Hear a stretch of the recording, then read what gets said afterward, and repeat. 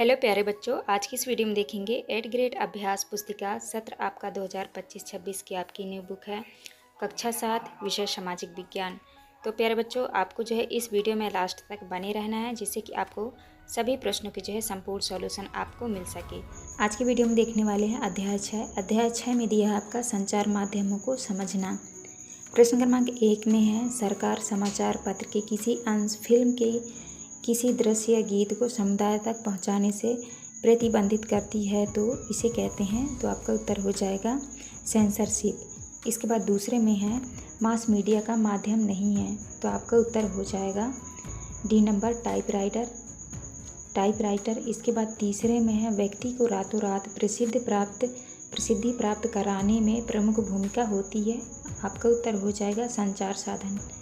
इसके बाद आता है आपका चौथा में, मीडिया शब्द संबंधित नहीं है, तो आपका उत्तर हो जाएगा सी नंबर प्रिंटर। इसके बाद आते हैं आपके रिक्त स्थानों वाले प्रश्न।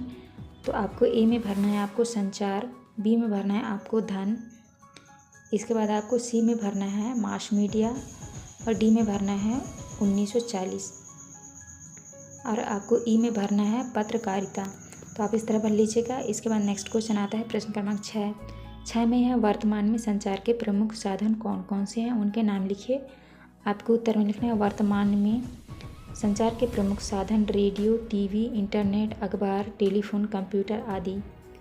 इसके बाद 7वें में है, मीडिया किसे कहा जाता है। आपको उत्तर में लिखना है, रेडियो, टीवी, अखबार, इंटरनेट और संचार के अन्य साधनों के लिए प्रयोग में लाया जाने वाला शब्द मीडिया कहलाता है। नेक्स्ट है आपका प्रश्न क्रमांक 8 में है, सेंसरशिप से क्या आशय है। उत्तर में करना है, जब सरकार समाचार के किसी अंश, फिल्म के किसी दृश्य या गीत की किसी अभिव्यक्ति को जन समुदाय तक पहुंचाने से प्रतिबंधित करती है तो इसे सेंसरशिप कहा जाता है। इसके बाद नेक्स्ट आता है प्रश्न क्रमांक 9 में है, सैटेलाइट के क्या उपयोग हैं। आपको उत्तर में करना है, टेलीविज़न में प्रदर्शित चित्र सैटेलाइट और केबल के विस्तृत जाल के माध्यम से अत्यंत सुंदर क्षेत्रों तक पहुंचाए जाते हैं। सैटेलाइट के कारण हम संसार के अन्य भागों के समाचार और मनोरंजक कार्यक्रम देख पाते हैं। इसके बाद आता है आपका प्रश्न क्रमांक 10 में है, जनसंचार के साधनों से हमारे जीवन में क्या परिवर्तन आए हैं।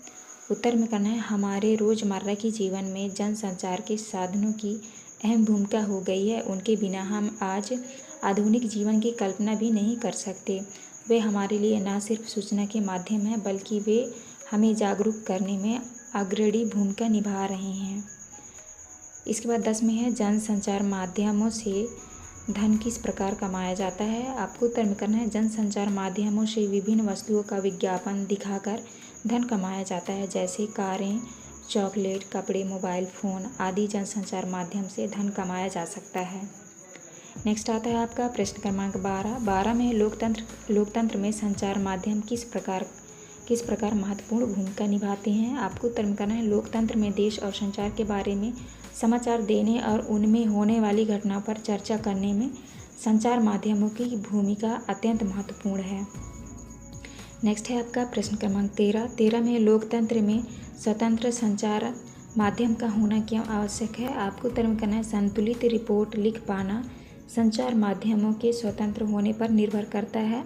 स्वतंत्र संचार माध्यमों से तात्पर्य है कि उनके द्वारा दिए जाने वाले समाचारों को कोई भी नियंत्रित या प्रभावित न करें। इसके बाद नेक्स्ट आता है प्रश्न क्रमांक 14। प्रश्न क्रमांक 14 में, टेलीविज़न पर दिखाए जाने वाले कार्यक्रम हमारे जीवन को किस प्रकार प्रभावित करते हैं। आपको उत्तर में करना है, दूरदर्शन पर दिखाए जाने वाले कार्यक्रम हमारे जीवन में सामाजिक, आर्थिक एवं राजनैतिक जीवन को प्रभावित करता है। इसके माध्यम से हमारे जीवन में दुनिया की खबर प्राप्त हो जाती है। दूरदर्शन के माध्यम से हमारे जीवन में नई नई बातें सीखने मिलती हैं। इसके बाद नेक्स्ट आता है आपका प्रश्न क्रमांक 15 में, स्थानीय संचार माध्यम के रूप में समाचार पत्र का महत्व लिखिए। तो आपको उत्तर में लिखना है, समाचार पत्र या अखबार समाचारों पर आधारित एक प्रकाशन है, जिसमें मुख्यतः सामयिक घटनाएं, राजनीतिक, खेलकूद, विज्ञापन इत्यादि जानकारियां सस्ते कागज़ पर छपी होती हैं। समाचार पत्र संचार के माध्यमों में महत्वपूर्ण भूमिका रखते हैं। इसके बाद आता है आपका प्रश्न क्रमांक 16। 16 में मास मीडिया से क्या आशय है। मास मीडिया के 3 साधनों के नाम लिखिए। आपको उत्तर में करना है टीवी, रेडियो और अखबार संचार माध्यमों के ऐसे रूप हैं जिनकी पहुंच लाखों लोगों तक है, देश और विदेश के जनसमूह तक है, इसीलिए इन्हें जन संचार माध्यम का मास मीडिया कहते हैं। इसके बाद नेक्स्ट क्वेश्चन आता है आपका प्रश्न क्रमांक 17 में इलेक्ट्रॉनिक मीडिया व प्रिंट मीडिया में क्या अंतर है, उदाहरण सहित लिखिए। आपको उत्तर में लिखना है इलेक्ट्रॉनिक मीडिया व प्रिंट मीडिया के बीच अंतर। इलेक्ट्रॉनिक मीडिया का एक रूप है जिसमें टीवी, रेडियो आदि शामिल है। दूसरा है प्रिंट मीडिया का एक मुद्रित रूप है जिसमें समाचार पत्र, पत्रक, हैंडबिल आदि शामिल हैं। इसके बाद आता है आपका प्रश्न क्रमांक 18 में समाचार पत्र या किसी पत्रिका में प्रकाशित किए जाने वाले जनहित संबंधी विज्ञापन का प्रारूप तैयार करें। तो आपको इस तरह लिखना है चेतावनी, डेंगू भयानक संक्रमण रोग है। पहला है घरों के आसपास गंदा पानी ना रुकने दें। दूसरे में मल जल की निकासी की उचित व्यवस्था करें। तीसरे है मच्छर कदापि ना पनपने दें। चौथे में समीप के अस्पताल में जाकर तुरंत टीका लगवाएं।